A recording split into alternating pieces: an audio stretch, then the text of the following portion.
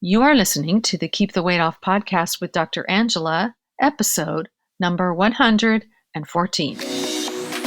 Welcome to the Keep the Weight Off podcast, where we bust all the dieting myths and discover not just how to lose weight, but more importantly, how to keep it off. We go way beyond the food, and we use science and psychology to give you strategies that work. And now your host, Dr. Angela Zechmann. Hey, beloved listeners, and welcome to our podcast today. This week's podcast is going to be a little bit deep, so I hope you're ready for it. How are you doing, Marchelle? Are you ready? I'm doing great. How are you doing? Really well. Really well. So, are you ready for something deep? So, this podcast was inspired by a discussion that Marchelle and I had. Well, actually, it was a discussion that Marchelle told me about that she had with one of our empowered weight loss students. So, Marchelle, tell us a little bit about what happened and what you and the student were talking about, because I wasn't actually there for this one. Yeah. So, first of all, I just wanted to say, this just reminds me of how important the empowered weight loss program is, because when patients come in and we hear the feedback from how much their lives have changed after going, through this program, or as they're going through the program, it just reminds me of how very important it is to learn these other skills besides just what you're supposed to eat, because there's so much deeper than that. There's so much more to it. And the great news is you don't even have to be a patient to join empowered weight loss. So we have patients that have joined empowered weight loss, but we also have lots of other people who are not patients who are in empowered weight loss too. So so it's great. So this person happens to be a patient and a member of the empowered weight loss program. Yeah. So she came into the clinic a couple weeks ago, and we were just talking, kind of about our lives and, about emotions and things like that. And she was telling me about how she had learned in, empowered weight loss, how to have some boundaries. And that would be, and how she's using them right now is like with her husband, she was saying, because she was telling me how she's been, because how it started is she'd been telling me how she was crying a lot more. And I was like, okay, and I thought maybe that was, a sad thing. And I thought she was going to go into something, that was sad. And she wasn't sad. She was just trying to explain it to me, because it was actually from using, this new tool that she learned. And it was about boundaries. And so, and how she told it was that, for example, is that her husband, he would go golfing on the weekends a lot. And over the years, she learned she didn't want to make any waves, and she didn't want to tell him, that she felt like she was more important than going golf, and she didn't really want to speak up. And so when she would want to do something with him and he would say that he had a golfing event, she, instead of speaking up and saying, hey, I want to do something, I would like to be more important, she would just go home and she would eat her feelings. And and over the years, she learned how to do this in many different aspects of her life. She just learned to not make waves. She was non-confrontational. If something, and I am not sure if any of you listeners are, if the light bulb is starting to go off, but it is for me because I have done this too. And I started thinking about my own life when she was saying this, but she said that she started to realize that, when she was going through the program, that she did this, because she didn't even really recognize it, because she started to do it so much that, and then she started gaining, all this weight, and it just became sort of like, a lifestyle for her, that when something came up that she didn't want to confront, she would go home and she would isolate, and then she would eat comfort foods, sweets was her comfort foods. So, broccoli is not going to do it, right? Broccoli is not a comfort food. Unfortunately, it's not. So she was saying that she decided, in order to change things and change her identity, which is part of the program, then she needed to learn how to say, to speak up and have some boundaries. And so she was starting with her husband, because, he's probably the most understanding. And she did Mm. warn him that, if I'm crying a lot more, it's because I'm going to be feeling some emotions that I didn't, that I don't use, that I'm not used to feeling, I guess. Yeah. And so when he would tell, I guess how it would go is, when he would tell her, no, I have this, going golfing this weekend, and she would say, no, I would like it if we would go out to dinner instead. And then you can go golfing, on a different day. Then, she said that doing that started causing her to feel, these emotions of like having to speak up and having to talk about herself and that, it was just causing all of these emotions. And then she was having to be very careful not to go and eat over those, that she has to be very aware of what's going on and that, she's confident that over time that, she'll learn how to use these new tools. And I'm sure, Angela, you're going to explain a little bit more of like how this works in our journey. But I just thought that was so, when she was telling me this, it just hit me in this spot that I just thought, this is what this is all about. When I hear somebody talking about this kind of enlightenment or these kinds of tools they've learned and they're applying them to their life, it just hits me in the heart in this way that this is why I love this field. And this is why I love working in this field. And this is why I love Dr. Angela, is because she changes lives in this profound way, and it's not just like, exercise more and eat less. There's so much more to it. And so, she's changing lives. And I just think this is such an important thing to talk about. And I'm going to hand the mic back over to you. Well, this is exactly one of the reasons why I always say the journey to lasting weight loss is a journey of profound personal evolution, right? Of course, that you shouldn't be eating sweets and chips and all of this stuff. But if you have been using these foods to console yourself when you feel sad because your husband seems to prefer golfing over spending time with you and you don't know how to speak up about it, like you're not gonna be able to really make any massive changes until you address the underlying root cause, right? Mm-hmm. So what I want to explain is that so many of us do what's called buffering. So we're buffering with food or alcohol in order to avoid feeling uncomfortable feelings. And it's a really easy solution. Truly, it is. Like, we have some sort of negative emotion. Maybe we feel sad. Maybe we feel lonely. Maybe we're bored. Maybe there's something going on in our relationship that we don't want to see. Maybe we're bored at work, whatever it might be. And instead of feeling the negative emotion, we go for the Oreos, or the chips, or the ice cream, or the wine, or the vodka, or whatever it might be. So the food or alcohol essentially shuts us up and it silences us so that we don't feel our emotions. Right. Okay. So it's like whatever it is that's going on inside of us just gets shut down. So basically the food and or the alcohol, because I kind of am starting to think of them both in the same way. Like you could either use food or you could use alcohol or you could use a combination, but they allow us to tolerate what would otherwise be an intolerable life, right? And so this is why so often people will go on a diet and they'll be able to do it for a little while, but then these things will start coming up and then they go back to the food, because they don't know any other way to manage these difficult emotions. And what ends up happening is the food and the alcohol keep us stuck and they keep us silent, and we keep enduring a life that is less than satisfying. Does that make sense?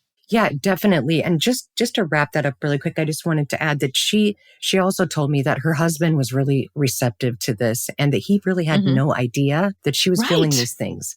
And exactly. And I think that happens so much that we perceive that things are going to go a certain way and we just don't want to confront them. And we just, use, the food and the alcohol to not have to deal with it, when really the people that we're trying to confront or the situation, we try to think of what it's going to be like before we even do it. And we think the worst sometimes. Yes. And yes. I know there's a word for this, but I don't know, for some reason, it's not coming to my head. It's not coming to me right now either, but I know what you mean. Yeah. So, and so I think, she was just really happy because honestly, he's like, I just really had no idea that you felt this way. And I'm so glad that you told me about this. And so now she's able to move past this. So I just wanted to, tell the end of the story that there is a happy ending, that, that everything is working out well for them and they are still happily married and, things are getting better with their communication. So, well, what probably happened is something happened to her when she was younger.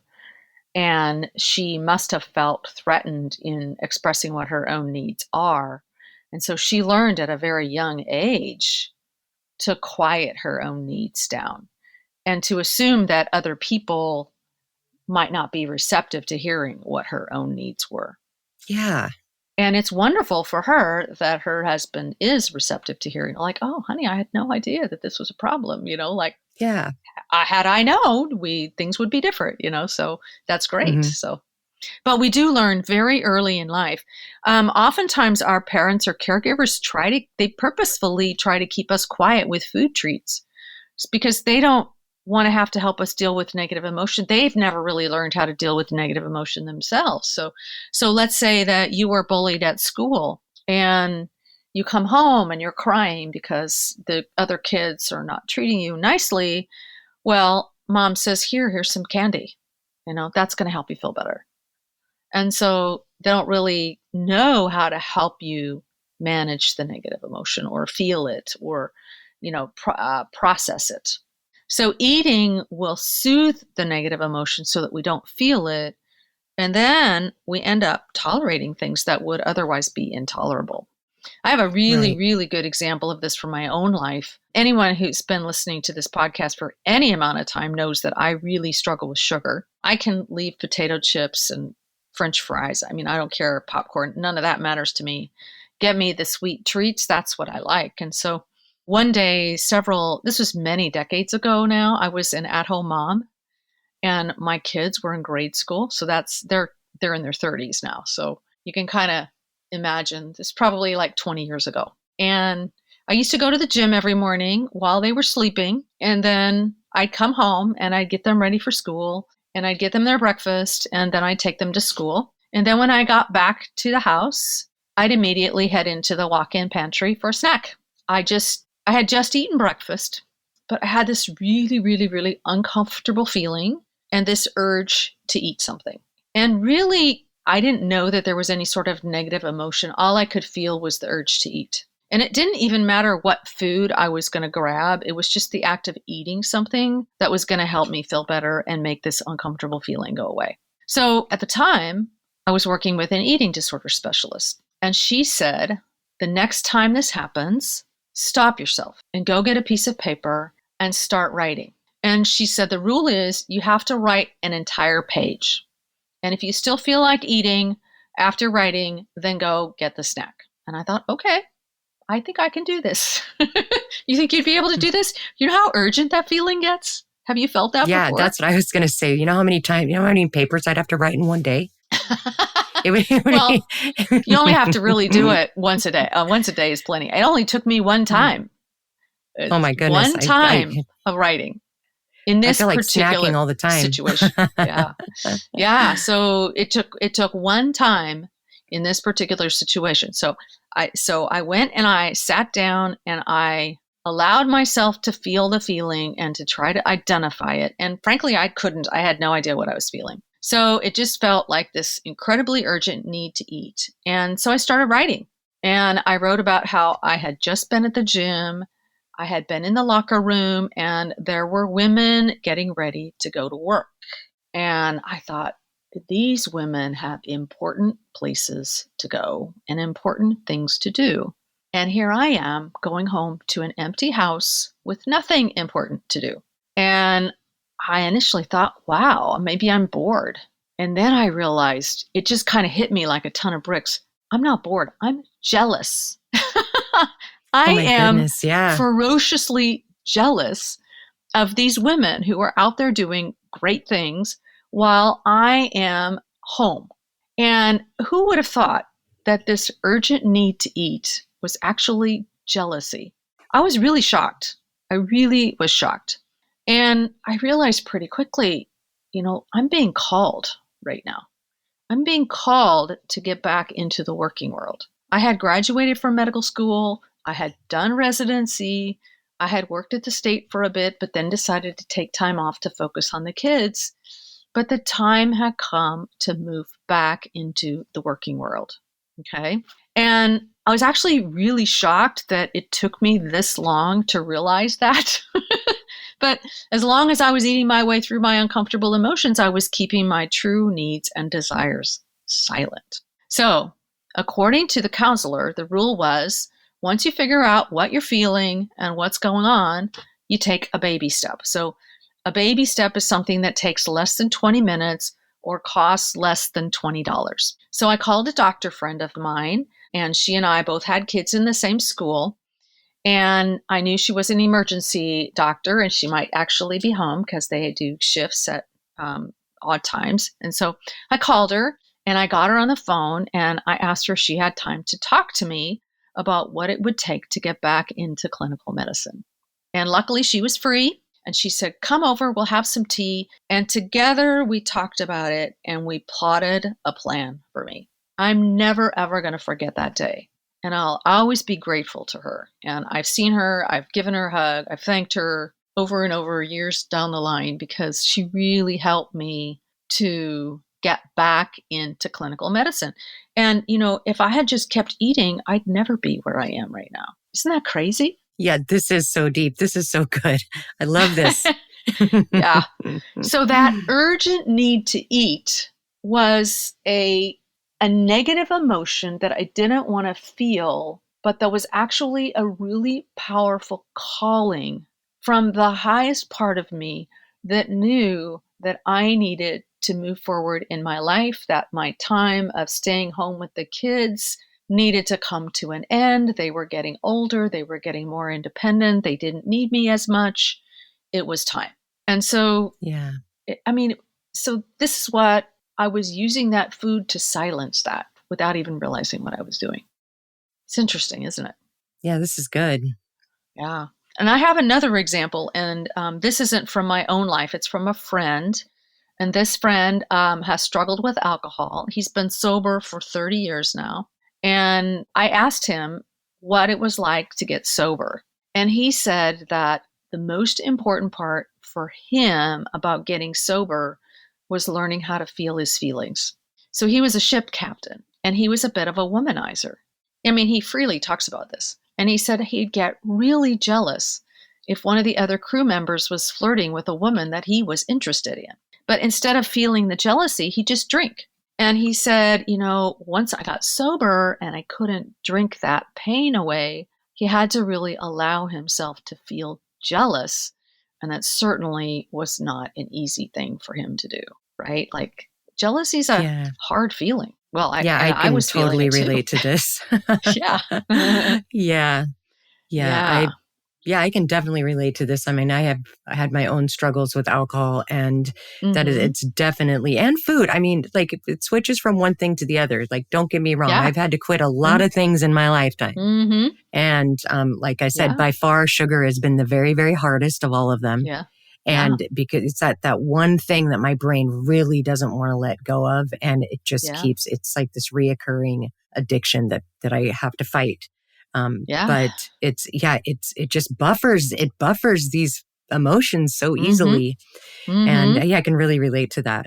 But so this is what happens for many people when they really work at these much deeper levels to stop the buffering with food or alcohol or both is they have to feel their negative emotions.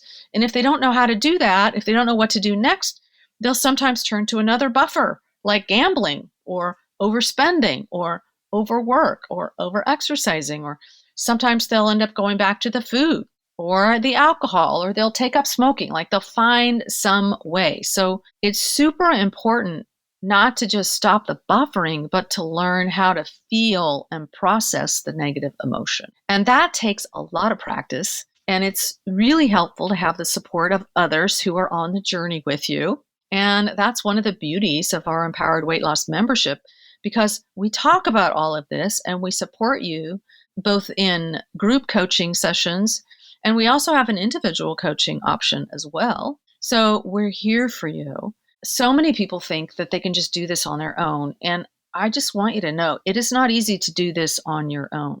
Like, these are skills that nobody's ever really taught you before. It's really good to get the support that you need. Sometimes there are new skills along with learning how to identify and process your emotions. There might be other types of new skills you need to develop. And your story about this woman is she's learning the new skills of feeling good about making her own needs known, right? So if you spend a lifetime silencing your own needs with food, it might feel really scary and really awkward to say, hey, I would like this. Like it's like you're putting yourself out there. And so learning how to support yourself as you make your own needs known is a huge skill to develop. If you've been letting other people run all over you because you've got really weak boundaries, learning how to set and keep your own boundaries is a huge skill that you'll want to develop. So we work really hard at helping our students develop a strong sense of love and respect for themselves, and we help them learn how to validate their own feelings and their needs. I can't tell you how many times I hear stories of people who are just letting everyone around them bowl them over, and then they're eating to compensate. It doesn't have to be this way. And it's important to empower yourself to take your own feelings and needs into account at all times. Does that make sense? Yeah, it definitely makes sense. I mean, I just wanted to add that, fortunately, I get to spend a lot of time with you, and over the years, you've done a lot of coaching with me just, on, in between patients or after work or, just, minutes here and there, and, sometimes more than just minutes.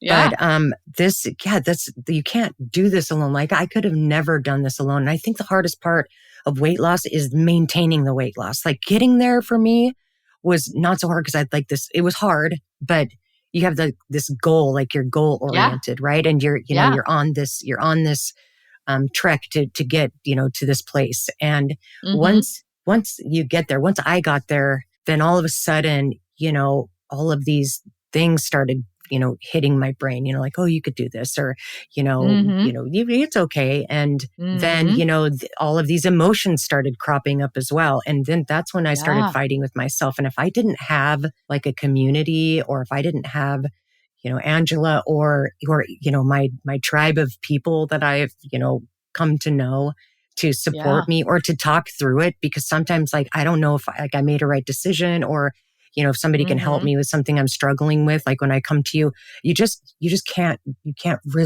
do this alone. And you have to have people to help you if you want to have lasting weight loss. Like, you can get to the point where you're losing, and people try, all of these other programs to do that. There are, tons of programs out there to lose 30 pounds in 30 days, or, these shots, or this, Jenny Craig, or I don't even know if I could say that, but if I can't, cut it out.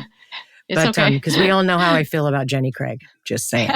So anyway, people try all that, to get to this weight, but this lasting weight loss and lasting happiness and, and self-confidence, you have to have a community of people to help you. So that is why empowered weight loss is so important. And I really hope that when people listen to this podcast, they understand that from just listening to the story of these people. Yeah.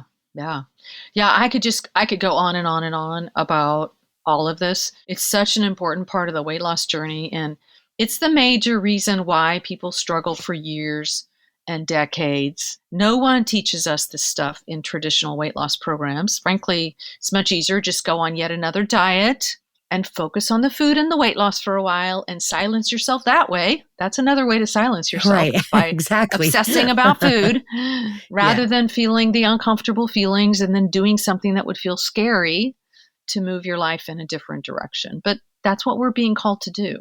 And I'm really glad that I stopped silencing myself with food and I listened to myself and I listened to my jealousy all those years ago. It takes courage, but it's so worth it, right? Oh, yes, it is.